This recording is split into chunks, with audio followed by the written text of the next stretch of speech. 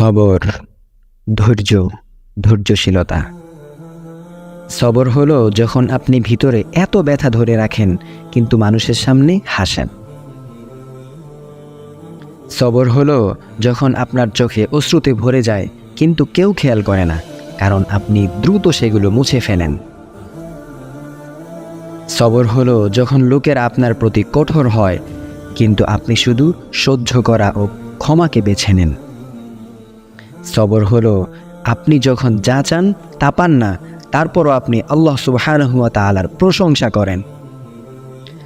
সবর হলো যখন আপনি পেরে উঠছেন না, তারপরও পরিস্থিতির সাথে লড়ে যাচ্ছেন।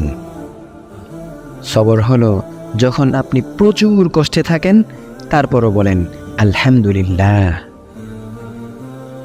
সবর হলো আল্লাহর উপর পূর্ণ বিশ্বাস ও ভরসা রাখা যে তিনি সব কিছু ঠিক করে দিবেন।